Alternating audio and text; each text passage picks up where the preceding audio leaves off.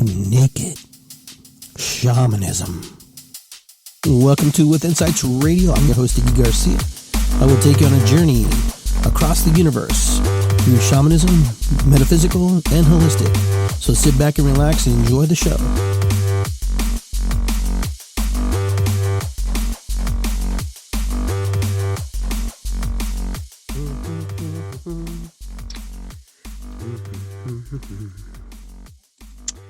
All right. How you doing, everybody? Iggy Garcia here. Iggy Garcia live, broadcasting from an undisclosed location in the universe.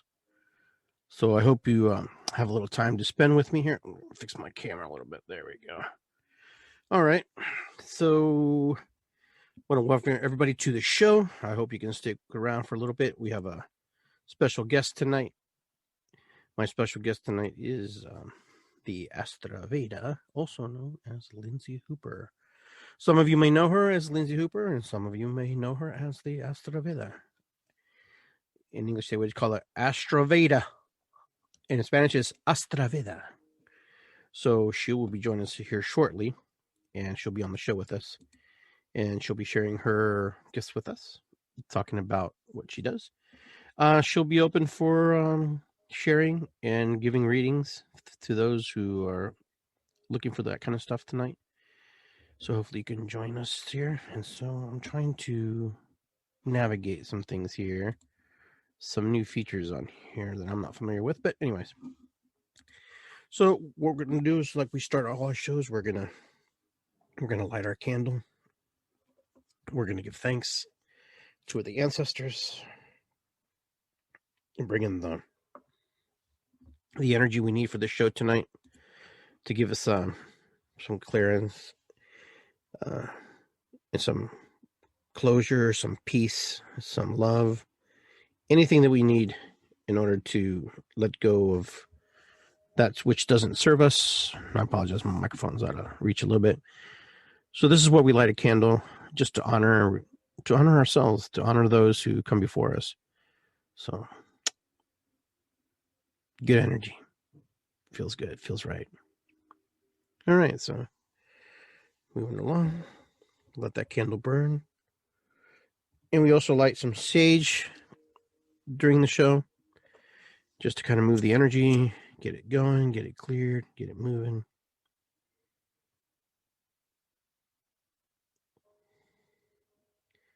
I love this stuff.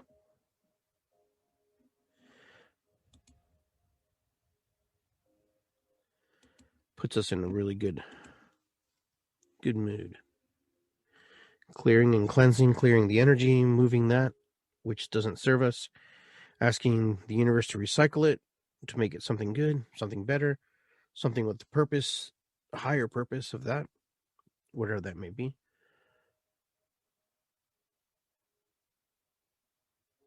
Very good.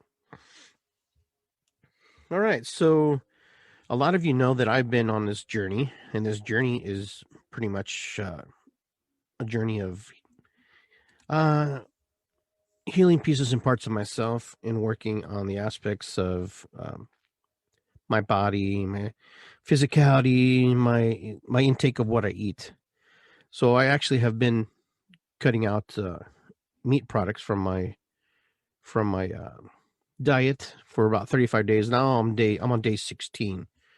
So today I made spinach cakes, which were pretty good, with some black beans and some rice. Yeah, it turned out really good. It was a dish that my mom used to make all the time, and I really, really, really loved it. Something that I really, truly enjoyed, and something that I really just touches just really good. I love it. So it's been an interesting journey, just cutting out meat from my diet, and the connections and the feelings. Am I feeling more spiritual? Am I feeling more connected to source? I don't know if there's a huge, big difference. Excuse me. But I do feel like there is a different vibration in my body, like emotionally, spiritually, and physically. I feel completely different than I did when I first started. When I first started, I wasn't sure in what direction I was going to be going. I didn't know how I was going to go. Some friends thought I was going to have like this I don't know, this lapse of in this moment of weakness. And I haven't had any moments of weakness at all. So that is good. That is good for me. I mean, I appreciate that. I'm glad that my body is where it needs to be.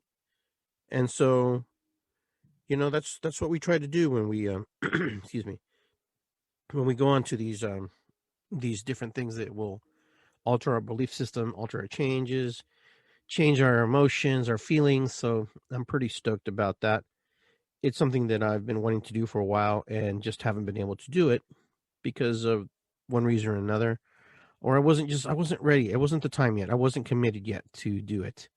And now I'm in the place where, I feel open to all the possibilities that can happen with my newfound excitement for creating new dishes with no meat. And it's funny because it's not really difficult. It's just you have to kind of be creative. Cooking in the kitchen, I own restaurants for years, so that's not a huge deal.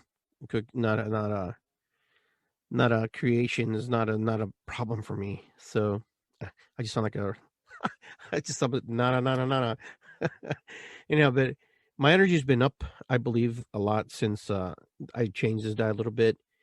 Um, I was telling one of my friends today, I've been talking to a whole bunch of people today about just the different aspects of how I'm feeling. So it's been pretty good. The biggest thing is just energetic wise. Today's the only day that I felt kind of like a little tired, and that could be just because the routine I'm in and my body's adjusting and the connection that I'm kind of severing to some degree. You kind of sever something. You sever, that connection a little bit when you start to change the way you eat. So will Iggy Garcia become a vegetarian? Probably not, but I will eat less meat. Yes. I know when I'm coming out of this thing is probably going to be the crucial point for me is when I come out of this. That's going to be the key because the one thing I don't want to do is just go, oh, I'm going to go eat meat because I'm not on this diet no more.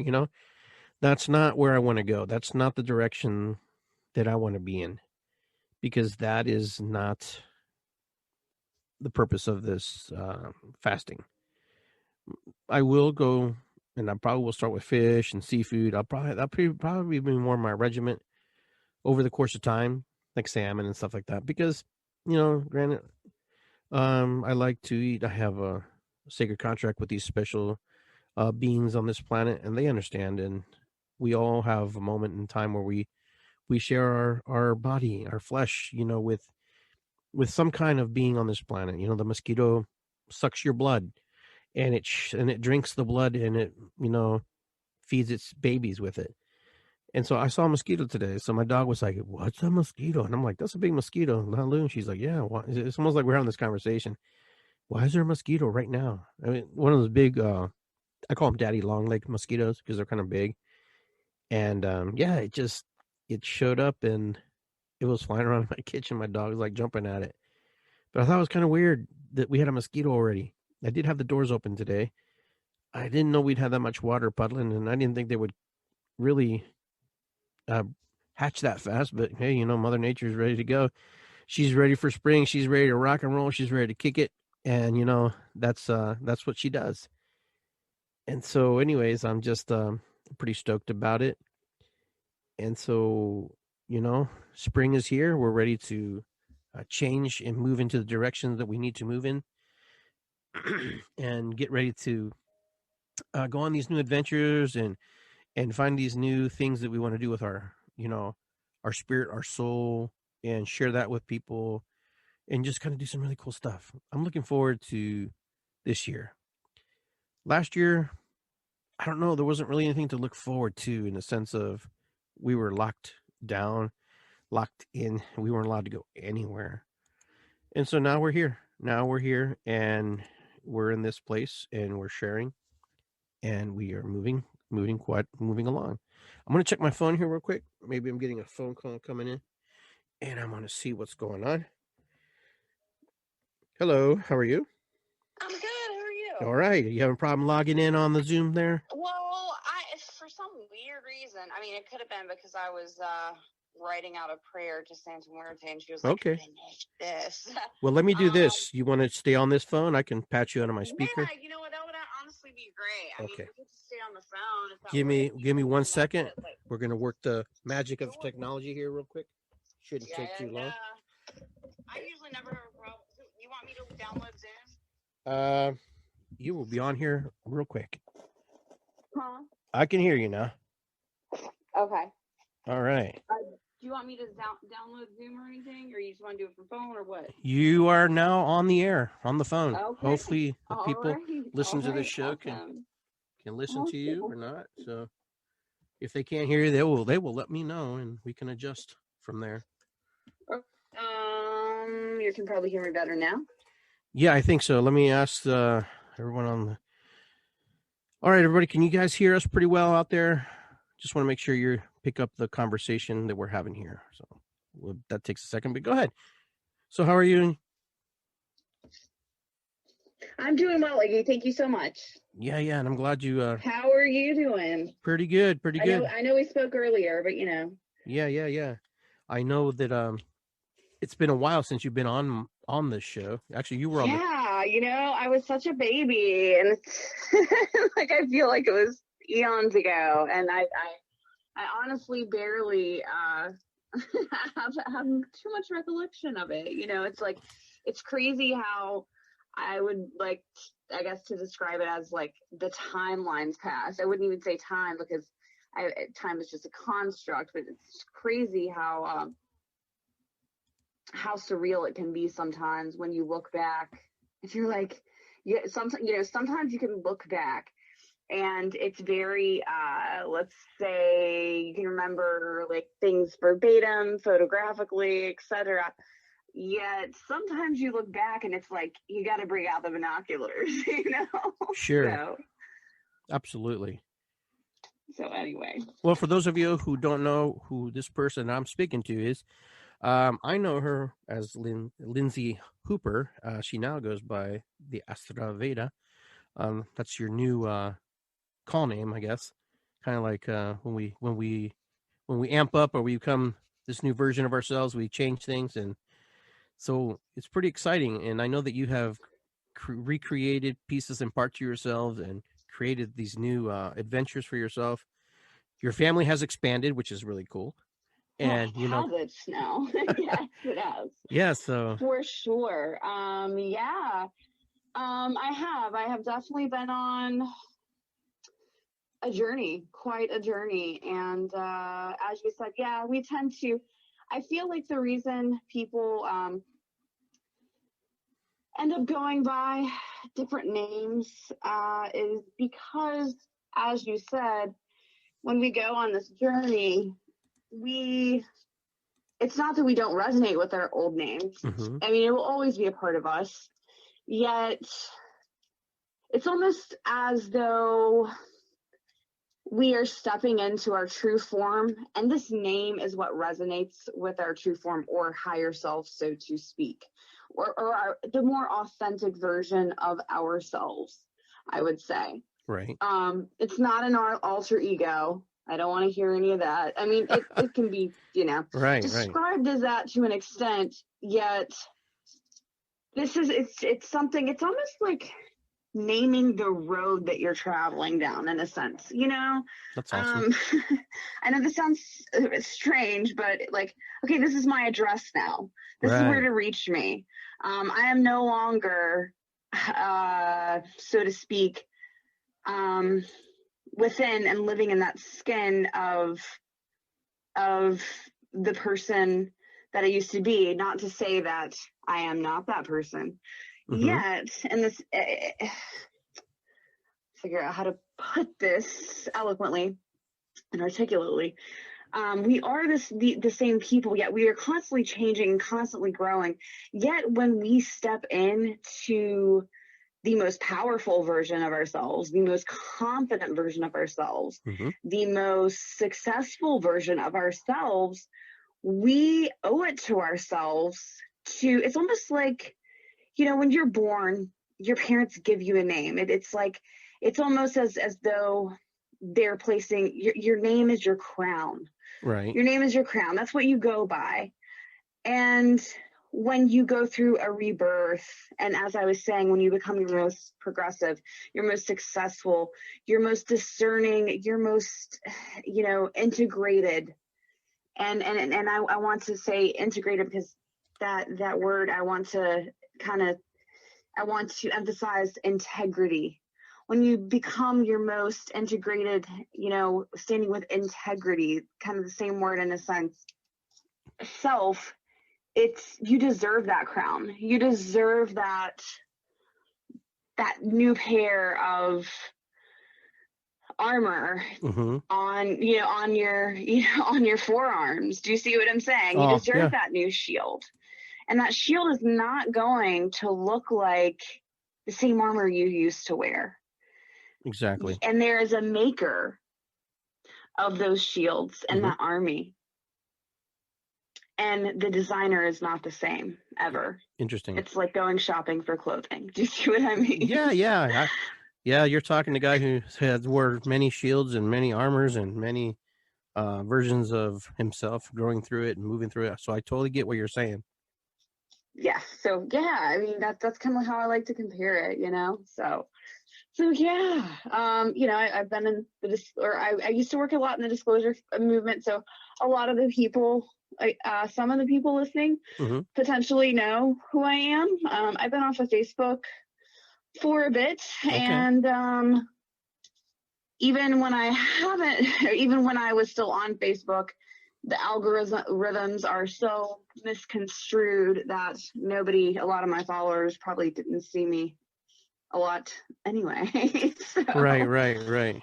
It's social media is a funny thing right now. It's very, I don't know. It's very interesting. Very it's interesting. funny. That's why the only social media I have right now is going to be that of TikTok and Instagram. And the reason I have chosen these avenues is I have found that TikTok is a bit less censored. Okay. And gives you a bit more of a variety. Okay. And it's not an echo chamber. Let's just put it that way. Good point. And it's also therapeutic, especially if you have struggled with YouTube in the past. A lot of creators out there that are listening that are trying to potentially go with, it's just like, you're trying to build people, subscribers, things like this, share your message on YouTube, and it's just not getting anywhere. It's really frustrating. And you're trying to do it as a part of, your therapy, and your vlogs and things like this that you can, so that in order for you to vent for your own well-being, to transmute, to purge, things like this, especially during these times, and, or step into your own creator content or voice, etc. Now, TikTok, in my opinion, the reason I'm on there is because you can make 1, 2, 3, and 4 parts, yet it only allows 1 minute per clip. Yet, like I said, it is therapeutic for me. Right. It is my own personal vlog, so to speak, so that I can look into my eyes and say, okay, it's like looking into a mirror, so to speak, in a sense.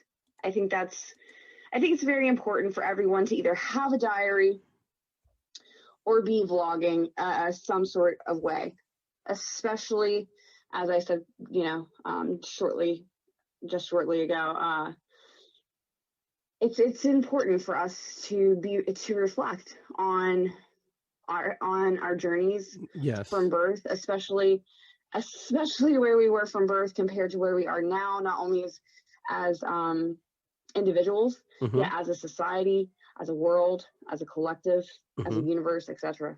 We are in a completely different place. Yes. And it's always expanding and it's always changing very rapidly too. That's one thing about everything that we're doing in these technological lives that we've been forced into to some degree. Yes.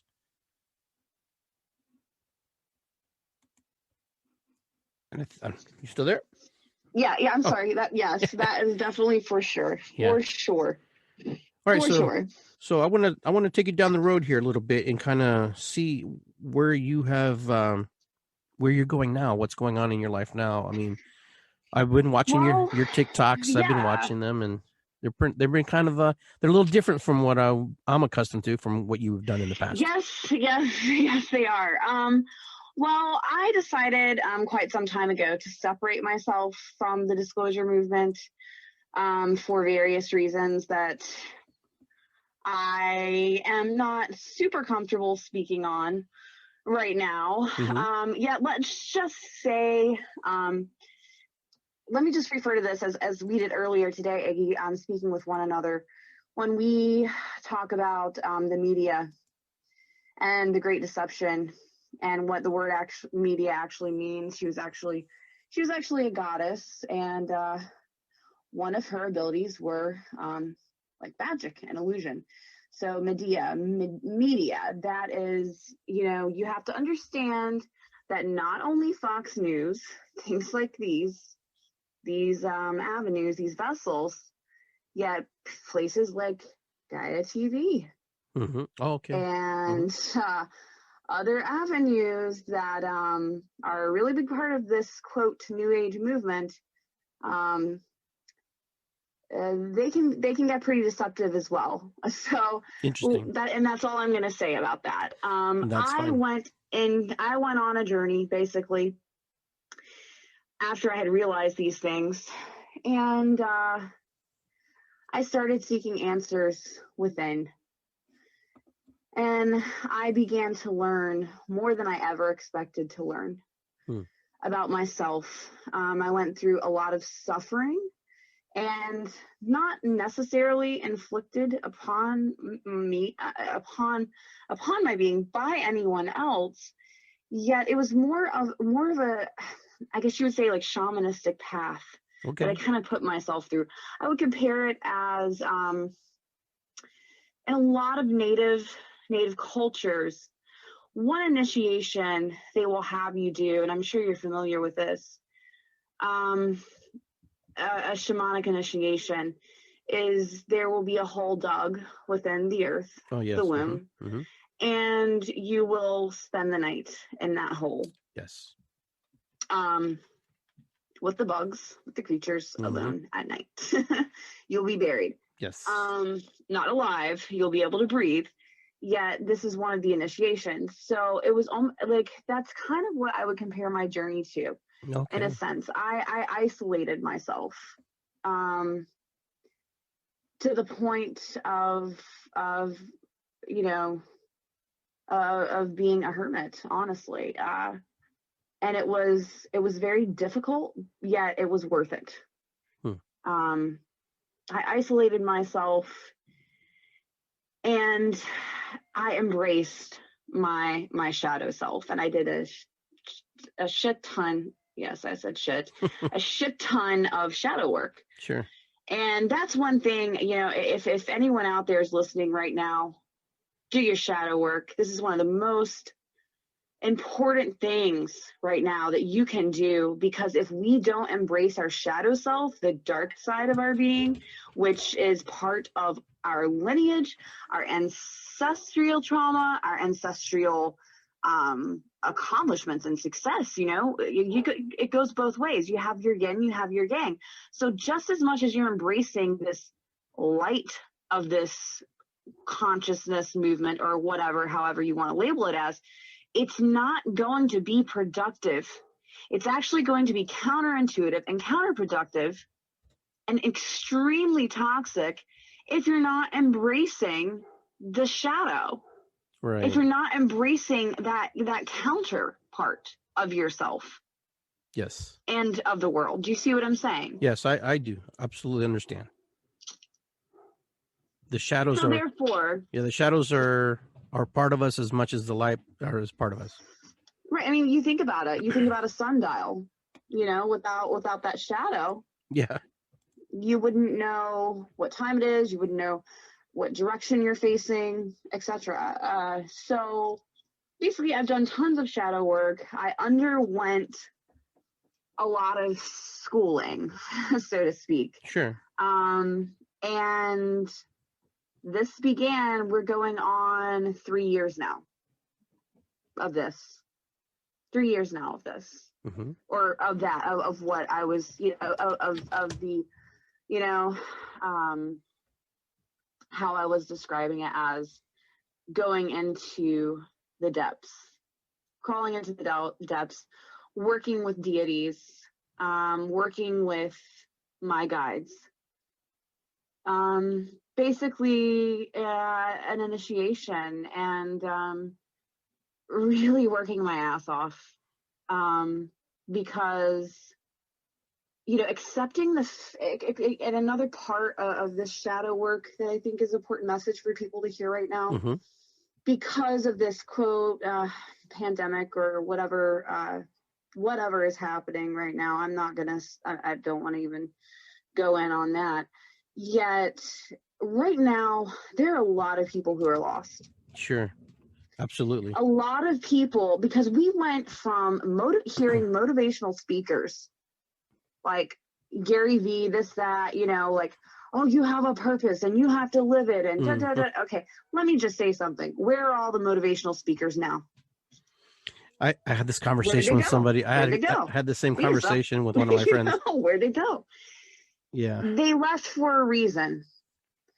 Number one, we shouldn't need them, because do you see, we should be our own motivators. Okay. Number two, you don't have to have some great accomplishment and purpose to feel like living, or to feel like you are worth something. Okay. Or to feel accomplished, or to feel a sense of security. You have to understand that this life is nothing less than a school, and a school of learning. Now, nobody graduated school, went from kindergarten to 12th grade in a matter of weeks, or even a matter of 5 years. It took 12 years. Do you see what I'm saying? 13 years. Yes, I see what you're saying.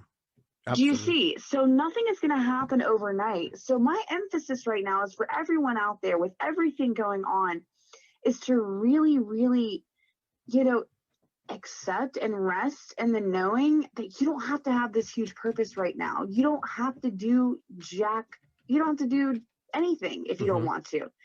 If sitting on your bed and binge watching Netflix for a month is what you need to do, do it. Because eventually I'm not going to say that's healthy necessarily, but for that time being, it might be healthy, so that to embrace that part of your shadow self. Sure. And not move, and not trauma response, and have to be busy, go, on the go, running from your shadow self.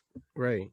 Maybe you need to sit with your shadow self, feel tons of depressive thoughts, tons of anxieties.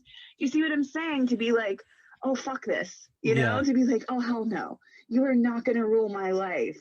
We are going to work together, and this is how we're going to do it. Practice divination, everyone has a different practice, has a different way of life. Right. Right now is the time to use discernment over everything. And I have spoken on this for years and years. Yeah, what I will say is my journey right now, what I do currently, I practice. I'm a practitioner. I'm a left hand and right hand practitioner. I pick up what karma and justice won't take care of, because let's face it, we are living in a world where very good-hearted people are suffering unjustly. Yes. And here's the thing, back in the day, before the world was wiped by false dogmatic prisons and religions, okay, there was a such thing as sorcery and magic and mediumship and community and practitioners and witches and fellow people. Now, did they fight? Did they battle? Of course. Okay, that's just human nature. Yet at the same time, it wasn't looked down upon, and it was there. It was a thing. We communed. and we worked together, and we didn't, there was not nearly as much judgment upon you know, our fellow brethren as there is now. Right. And this is why people were happier. This is why people had a purpose, because everyone in the village had a purpose. So there wasn't room for depression. There wasn't room for anxiety. Right. You were taught from a very young age to use both light and dark parts of your own being. You're taught from a young age the old mysteries, the old magic, the old ancient Sanskrits and Vedas and the list goes on. People were taught these things. They were schooled in these things. And they had a very close relationship with their deities. So this is the path that I have followed, and that I have found myself standing firm on.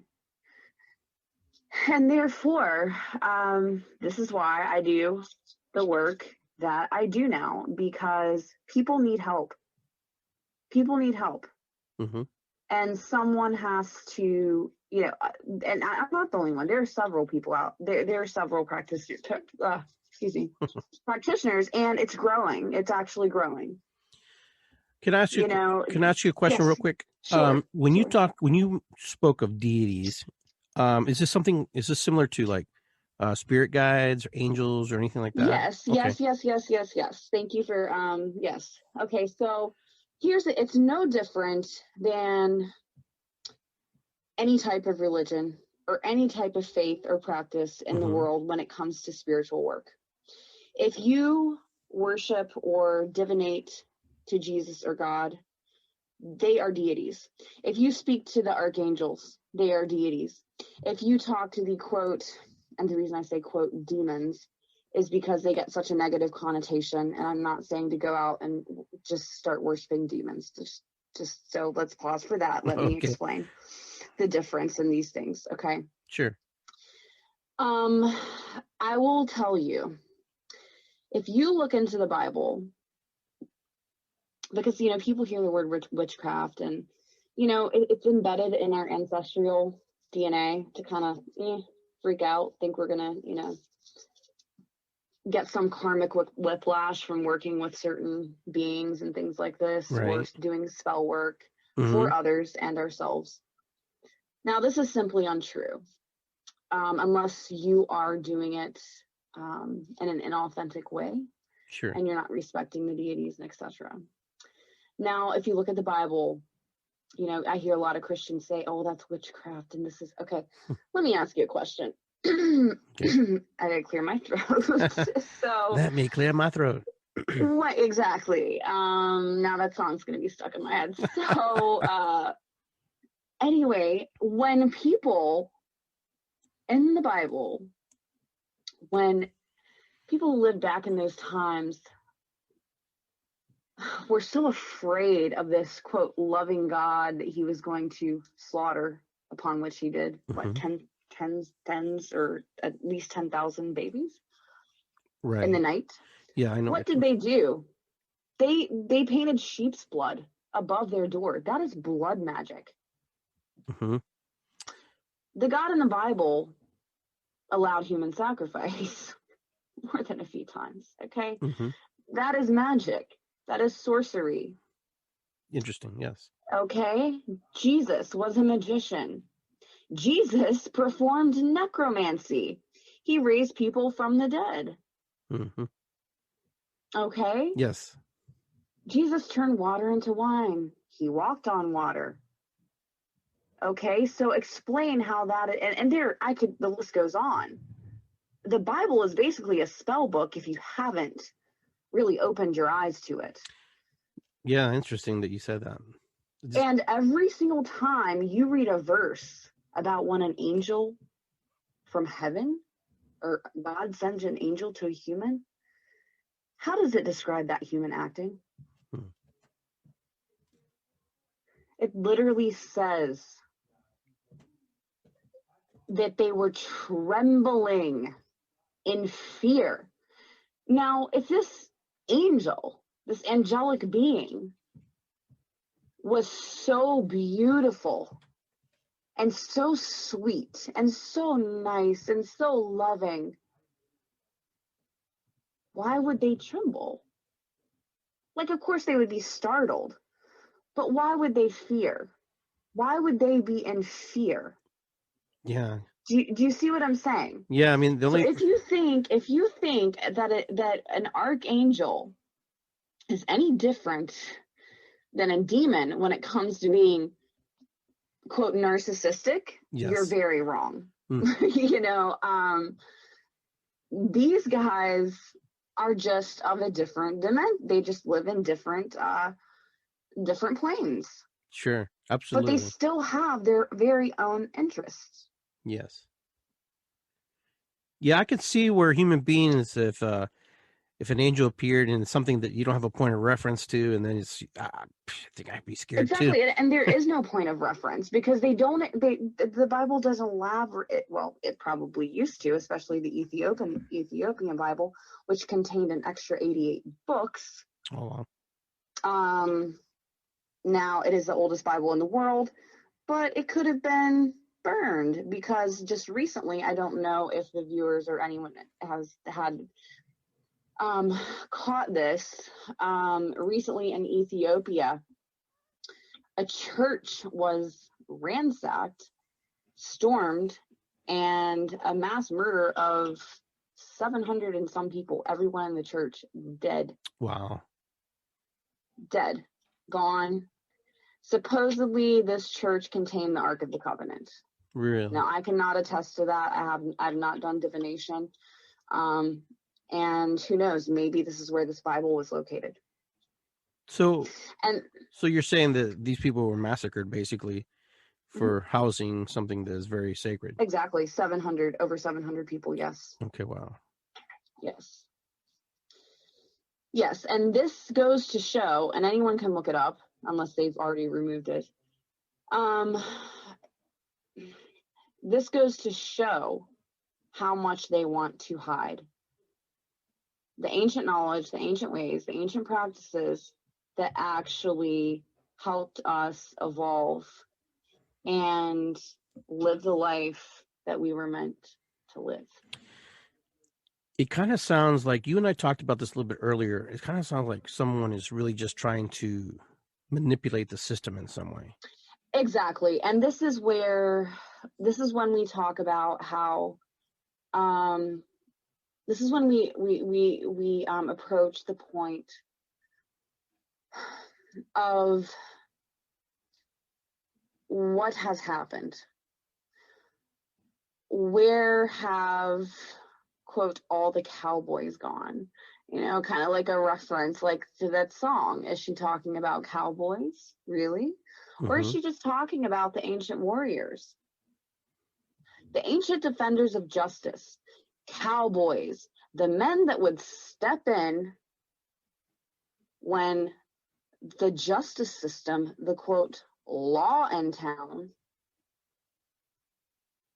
didn't defend you, didn't do shit. Women were raped, people were murdered, people were robbed. And the law, the sheriff in town was paid off, and this is how it began. But it's always been a trickle-down effect. And this is why the cowboys were often considered criminals and, you know, bad people. Same thing to deities. Anything that they don't want you to know or work with or realize or embrace or practice, they paint a negative connotation on it. Yes. You know, and they do this to keep you in fear. You know, you have a valid point there. Because when you're living in fear, oh, I shouldn't do this, I shouldn't touch this. Right. Because there will be repercussions. That's why they push religion. Be the bigger person, be the better person, live in suffering. Turn the other cheek. You know, that's why a lot of people will sit there and say they don't believe in guns because this and that. And you know, God will take care of that, and of this, or creator, or this higher being, or just, I just, and I'm not saying to go out and buy a gun. I'm not preaching that at all. Right. I'm just saying, if an intruder comes to my house with a gang of 10 other people, and he is armed to the nine, they are armed to the nines with weapons, and my family is inside, okay? Mm-hmm. Am I going to stand there and say, Almighty God,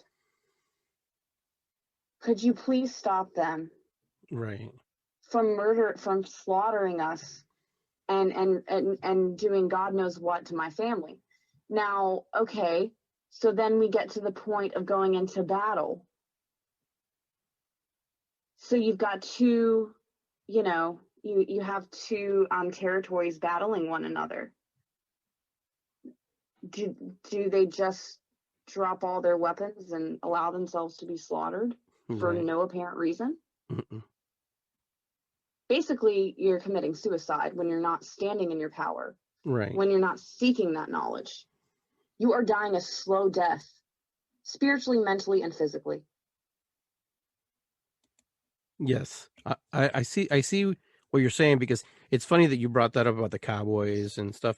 I actually, on here I am gonna talk about a show on Netflix. It's called Godless.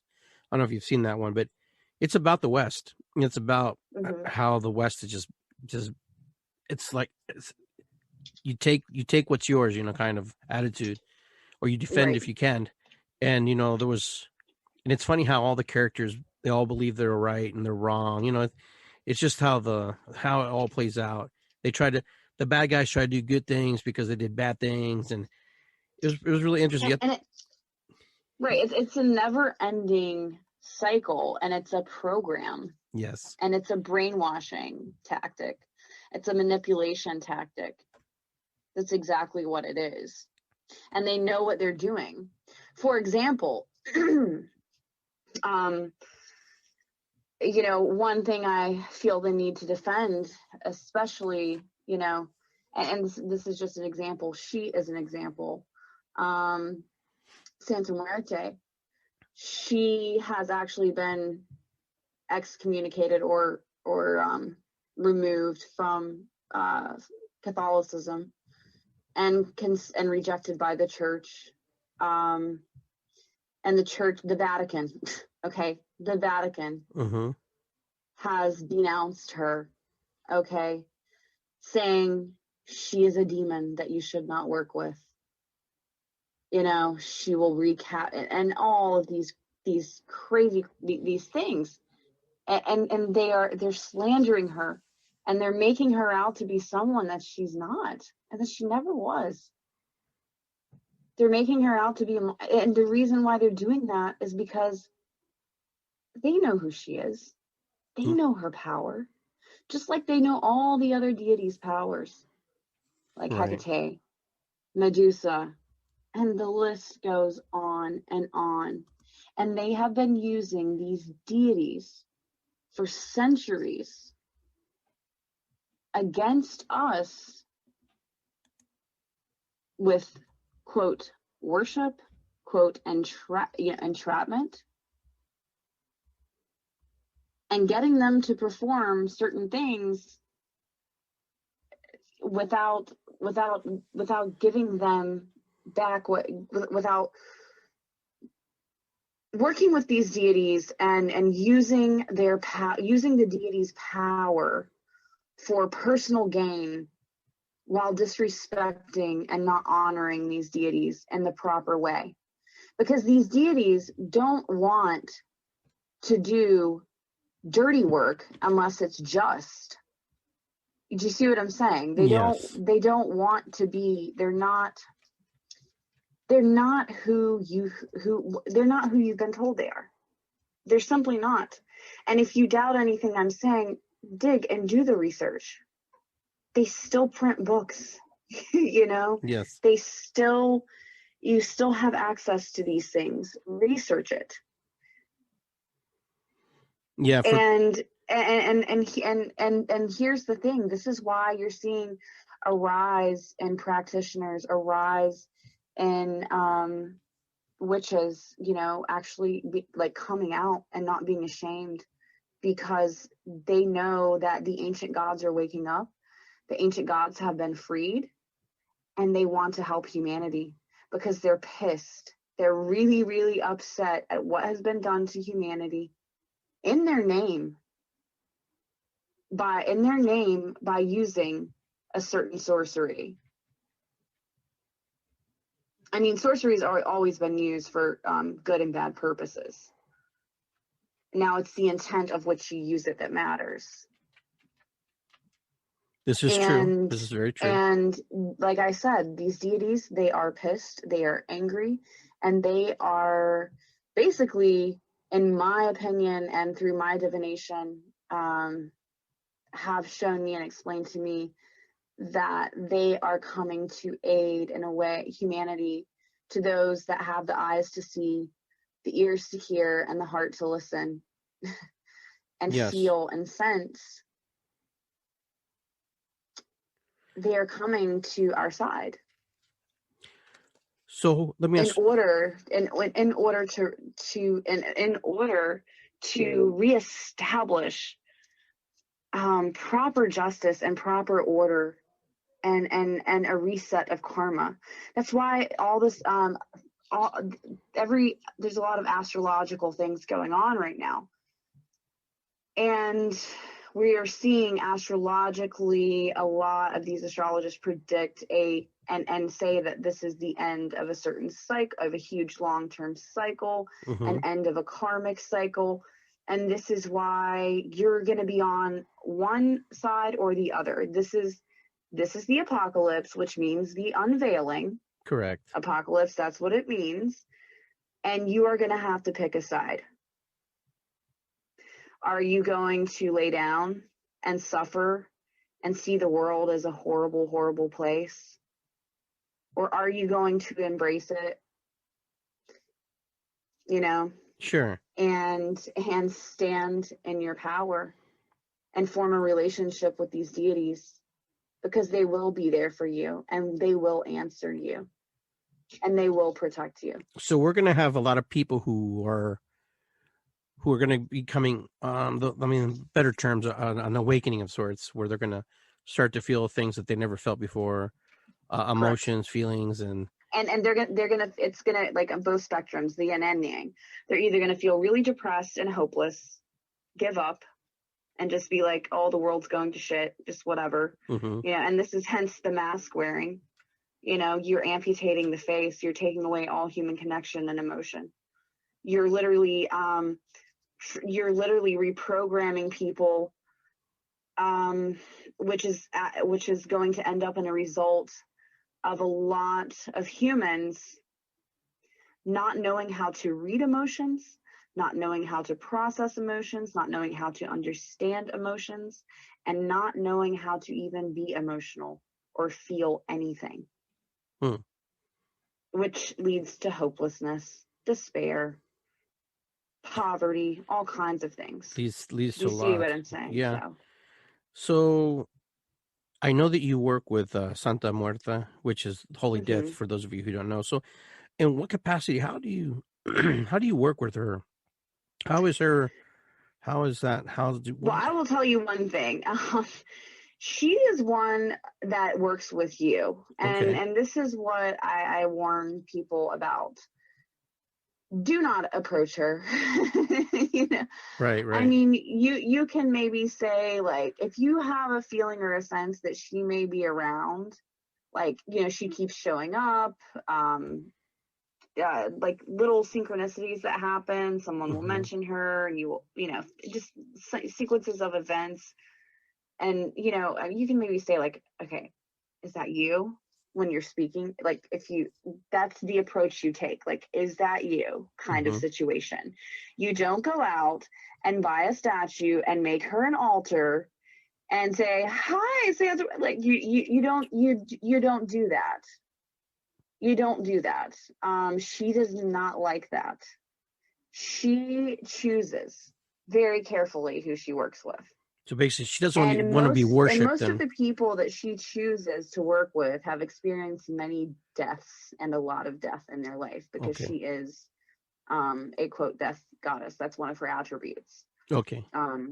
So be careful. I work with her. She is one of my main protectors. She is loving. She will send you. She's very picky. She doesn't like to share her space very much. She's very orderly, so to speak, and very orderly. Yet at the same time, she's also a goddess of prosperity, of luck, of money, things like this, of knowledge, of life and of death. Yet, like I warn people of working with her and other deities, you don't want to fuck around and find out. Like, this is not a game. Do you see what I'm saying? Oh yeah, absolutely. Like Christianity is very much, in my opinion, a game. And it just baffles me sometimes how people say, oh, well, if you, working with these deities, they can cause so much suffering, and, calling on, quote, demons and like, for example, people see like Lilith and Hecate as demons, things like this, and the Vatican has termed Santa Muerte as a demon. They're like, oh, they will cause you suffering, despair, trauma. Now, tell me how many times in the Bible it explains why God causes you to suffer.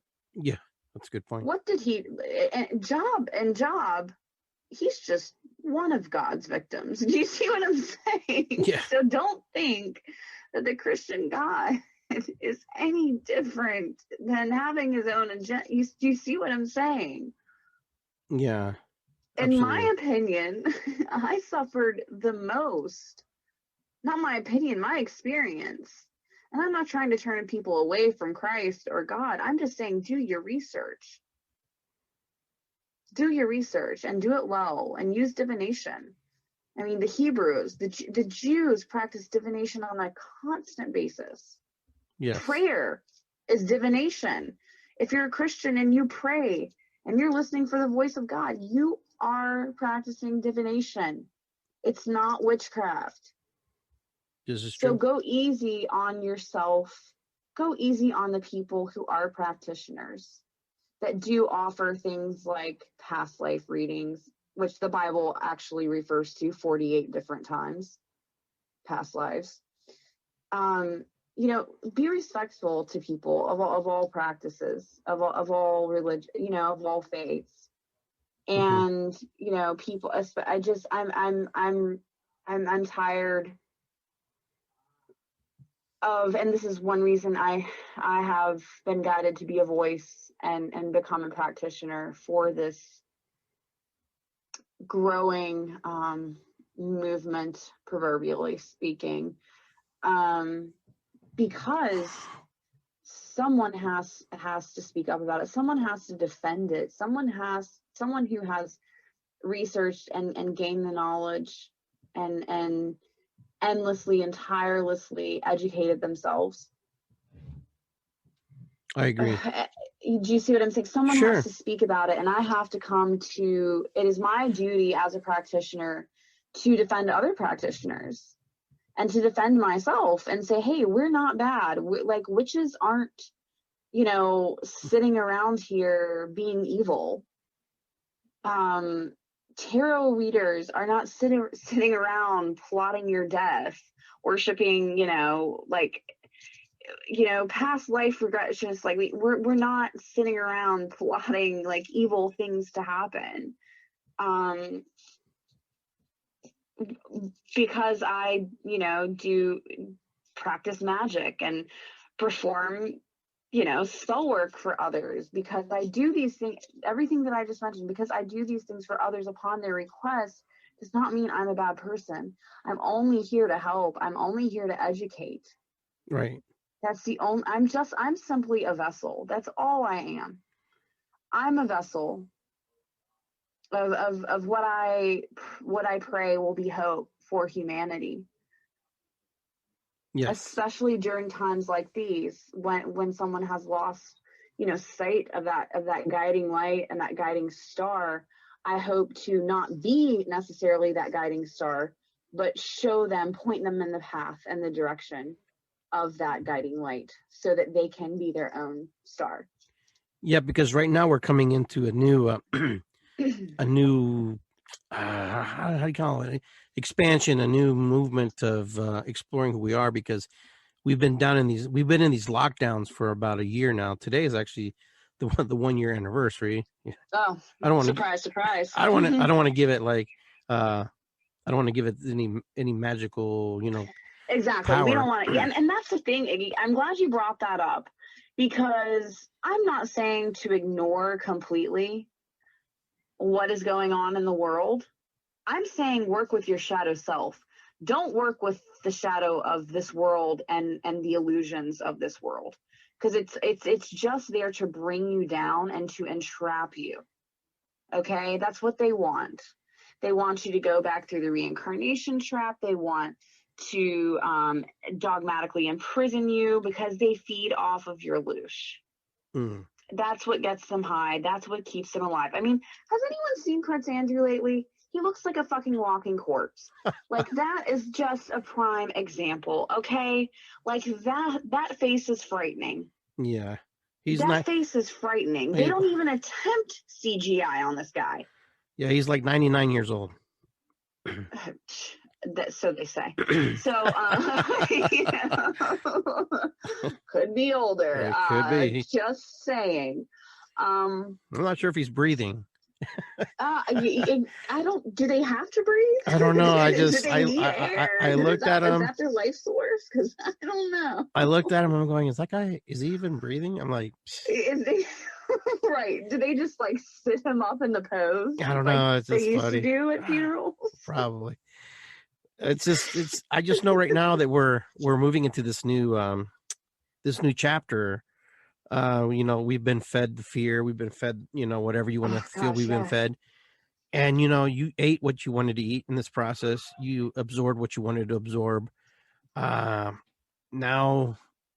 and you and I talked about this earlier today, how this magic of the deities is being abused by the people who have power, people who have control. They know the spells. They know how to work it. And I found that really interesting, because that makes sense to me. It makes a lot of sense to me when you told me that. Well, of course they know how to work it, because they're the ones who have the money to collect the artifacts, to pay the archaeologists to go into these tombs. When you see these movies about them entrapping these deities, it's not a joke. They're letting you know what they're doing. Yeah. And here's the thing. Like I said, finally, these beings have somehow broken free. Mm-hmm. So if you're losing hope in any way, shape, or form, just know that there definitely is something wonderful going on for these beings basically to be out of their prisons and coming to our aid right beside of us. Yeah. They're offering their power to us because they're free to do it. Now I just want to give an example. Okay, so go ahead. When we get into I want to speak about Medusa for a second. Okay. Now, I don't know if anyone knows the history behind Medusa. Some people do, some people don't. Well, basically, short backstory. You had Athena, you had Poseidon. Okay. Medusa was very beautiful, and still is, in my opinion. But she was Athena's handmaiden. Well, Poseidon ends up raping Medusa. Okay? And guess who is blamed? Medusa is blamed. So Poseidon orders Athena to have her killed. Wow. Okay? He turns her into basically, you know, of course, what the text described with the snake hair, etc. Right. Mm-hmm.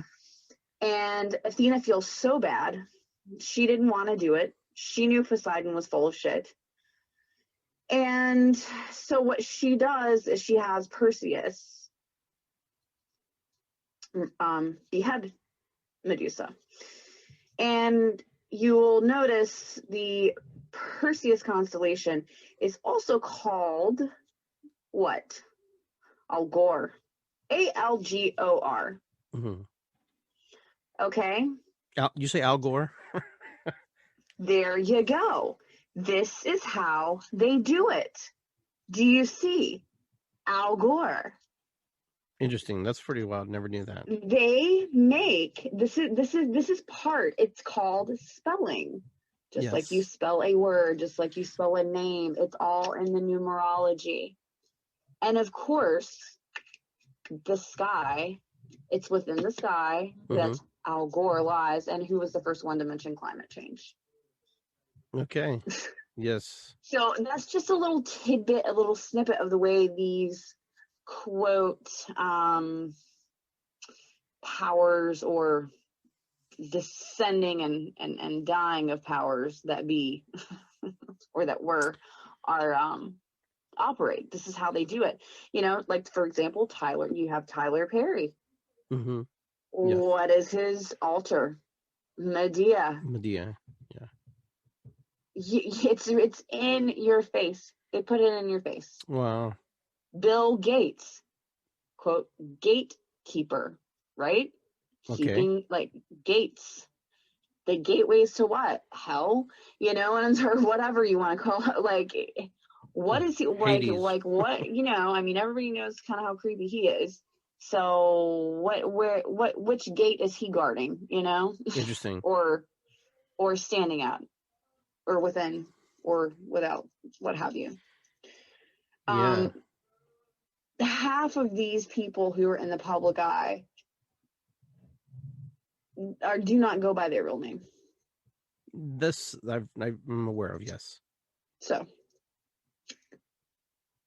and there's nothing wrong with that. But if you're using it for sorcery in a way that lacks integrity, okay, morals, and an upright character, don't change your fucking name. You know what I mean? So do these, I know we kind of briefly talked a little bit, you know, you said that some of these deities are starting to break out of these chains and these strongholds, proverbial prisons and vessels. Yes. Right. So what happens when they come out of that? What do they do? I mean, what? Well, like I said, for those who have eyes to see, wisdom to discern, ears to clearly hear, hearts to feel and bleed with passion, operate passion, and are willing to work. Do you see what I'm saying? Yes. These deities are rushing to people like this, to practitioners, to people who decide to become practitioners. And they need practitioners that are not afraid of left-hand work. Explain left-hand. Explain a little bit. Left-hand magic, left-hand practitioners deal with what some people like to call justice magic. Okay. Some people try to hide behind the word justice magic. Some witches are like, oh my God, call it what it is. Like you're putting a hex on someone, you're cursing someone. Okay, gotcha. Okay, now here's the thing. And this is where it gets tricky. I would say, you know, now I'm not going to deny that there are practitioners out there just throwing hexes. Okay. And there are differences between wards, banishments, hexes, and curses. Okay? Mm-hmm. There are even death spells, which I do not perform. Okay. Sure. But I know practitioners that do. Now, the left-hand work is the quote black magic, which I don't like to use the word black magic because it was derived from the fear. The word black magic was derived from the fear of African Americans who came over and performed hoodoo. Okay. And they termed it black magic. Do you see what I'm saying? Yes. Mm-hmm. So I don't really like to refer to it as that, but it's because magic is magic, no matter which way you look at it, up and down and all around. Right. I mean, you know, Jesus performed left-hand work when he raised people from the dead. That's a good point. If you want to think about it. So it's necromancy, okay? And so did a man that was an evangelist by the name of Smith Wigglesworth in the 1800s. Okay. You can look him up as well. So he raised hundreds. So anyway, left-hand magic. So left-hand magic, I don't practice unless there is a just reason. For example, abusers, pedophiles, people who have been abusing people for years, decades, things like this. Mm-hmm. People who are not going to learn their lesson in this life. So sometimes what practitioners will do is they will throw, number one, a ward in their house, which is basically like a protection jar, or how, you know, you can do hydromancy with a ward. You can do it by intention. You can use certain herbs. Hawthorn is really good for that, to keep away, you know, nasty people and spirits from traveling into your home astrally, on the astral plane. And so that's not necessarily, I wouldn't really call that a left hand. That's kind of, and that's more so right hand, Mm-hmm. which is, you know, you're not causing quote harm, as some of us like to put it. Now, then you get into the banishment, where you are banishing someone, you are banishing them from your life, from someone else's life. You are barring them from ever entering or bothering this person again. Then you have your hexes. Hexes I like to describe as like, and I'm not going into every single little detail of these certain things because I'm trying to keep it just general layman's terms for the audience. Sure. Hexes are kind of like a small little itchy curse. They usually don't stick around for too long.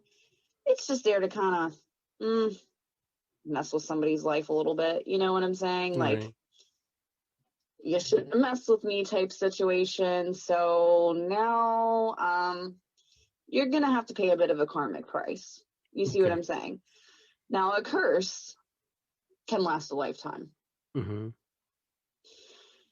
And of course, we know what death spells lead to. Yeah. So, and here's the thing. You have to remember that practitioners are very close to their deities.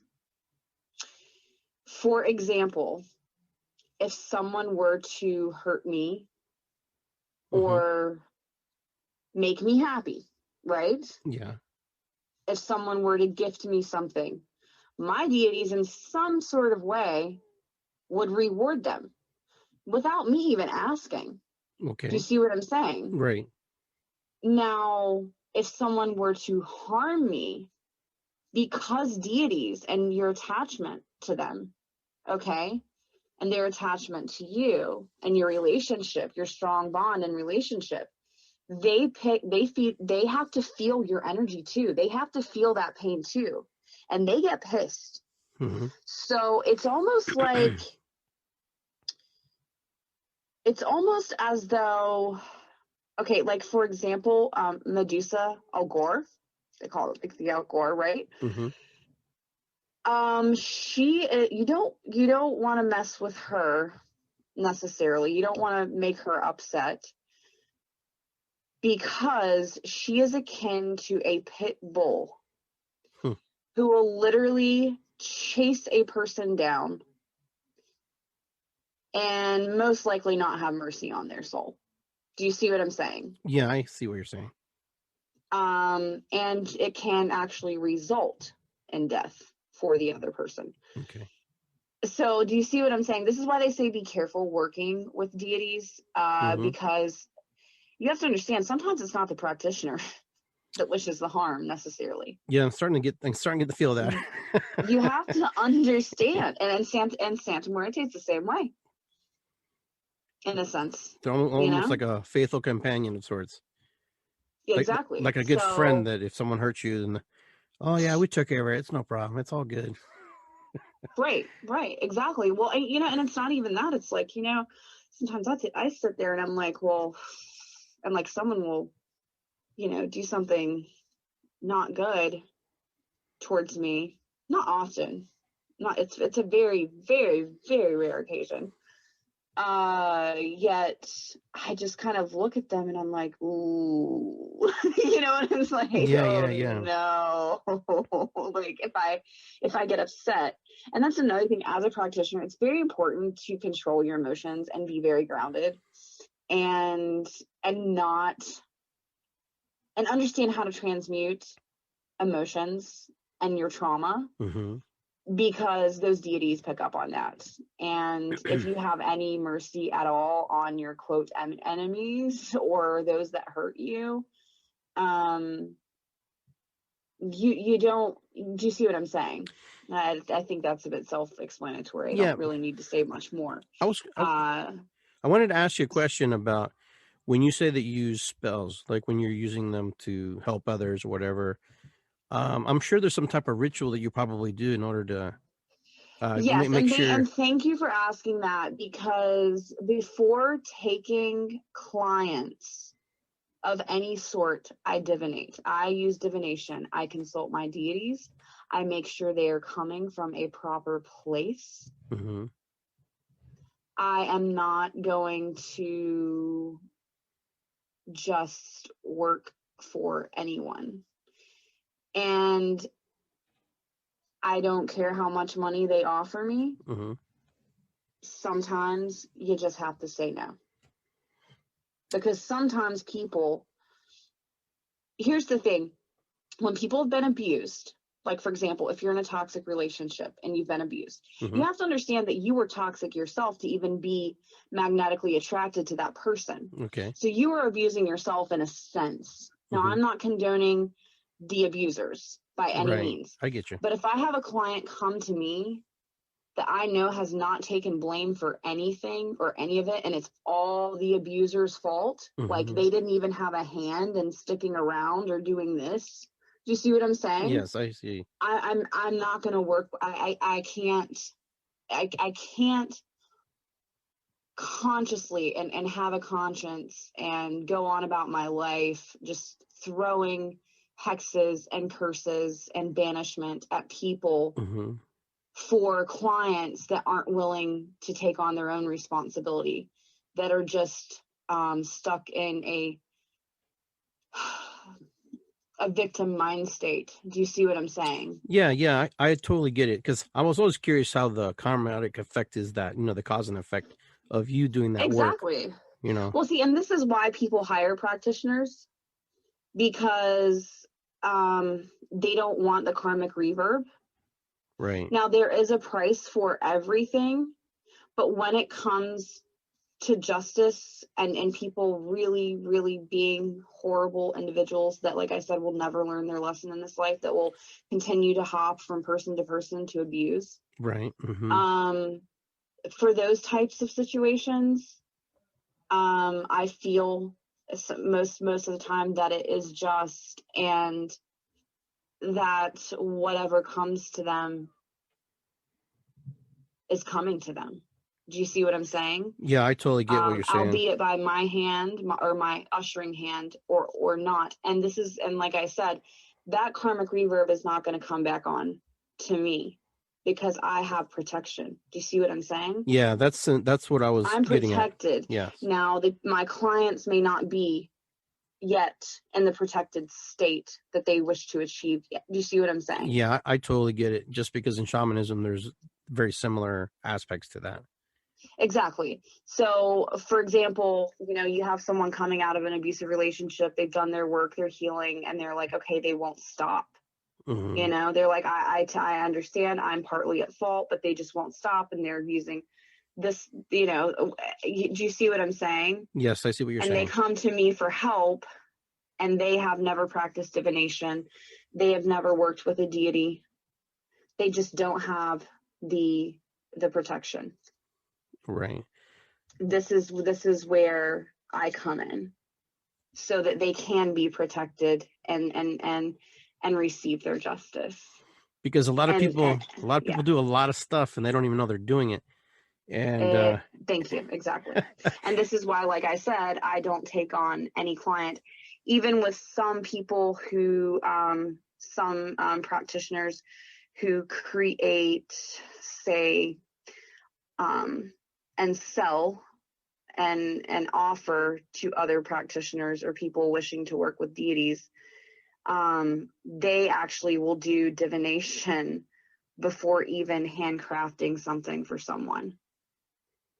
Do you see what I'm saying? Mm-hmm. Because they don't want that deity to be disrespected. They don't want that deity to be used for, right. The wrong purposes. Absolutely.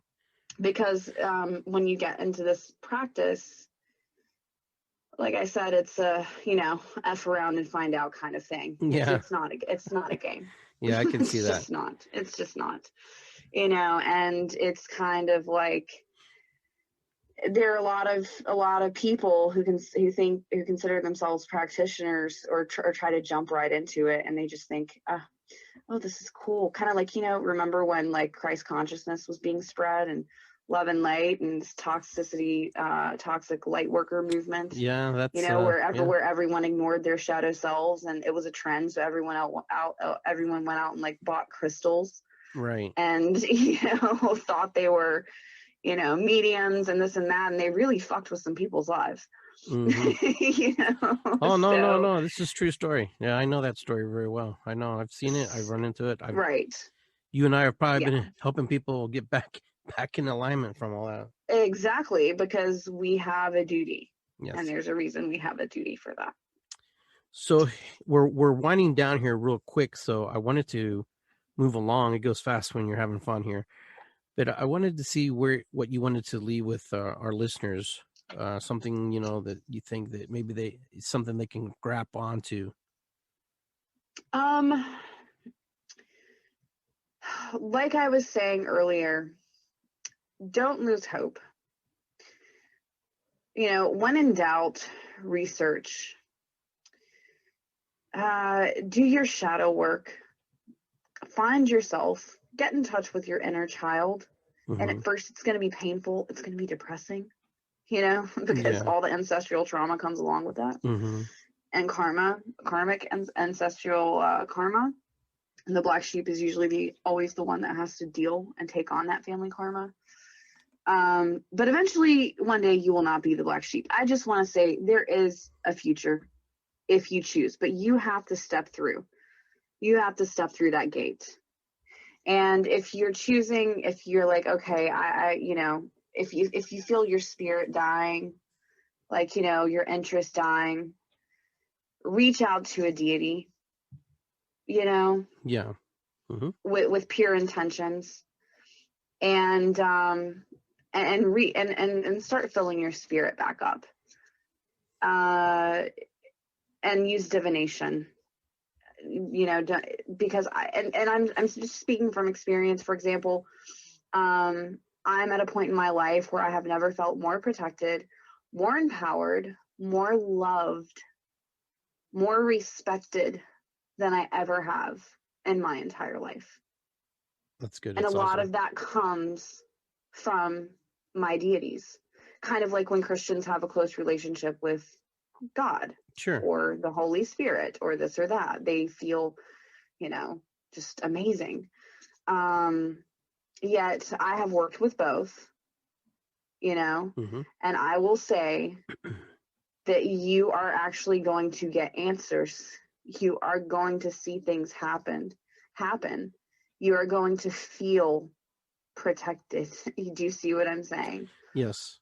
You are going to feel like your deity is actually listening to you.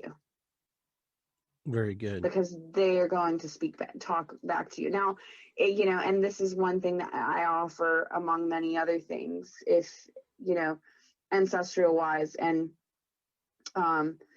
deity wise, if you're like, okay, should I work with this deity? I can actually contact the deity and be like, okay, so is this okay? Do you see what I'm saying? Would you consider this? And people have to understand that these deities, they understand human beings. For example, Hecate, she's like 3 in 1. Okay, she deals with the mother-daughter bond.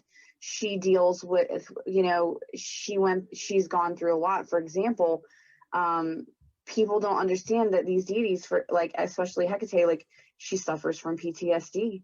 She suffers from anxiety. She suffers from depression. Yes, her favorite color is black, but she doesn't mind rose quartz and a lot of love. Oh. And she's going to give you a lot of love in return. Nice. Very good. All right. So, and for anyone, interested in booking anything, if you're ready to take the next step, feel free to contact me. I can't guarantee that I'm going to have the go ahead, but if you're coming from a pure place and you're coming from a pure heart, then I, as a vessel, I don't even like using the word I. You know what I'm saying? I can guarantee you that you will receive the help you've been seeking. Very good. So.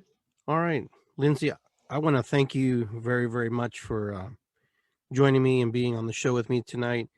It's funny how the universe works. It's not that complicated. It's just it's very yes.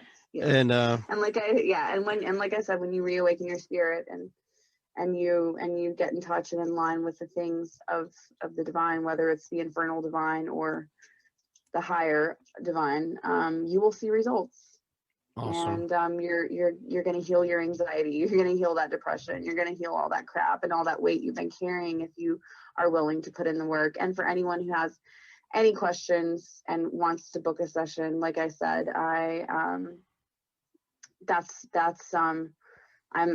vessel. That's what I'm here for, because we all have a duty and a responsibility to reform the injustice or the justice, quote. We have to reform this system because it's not working.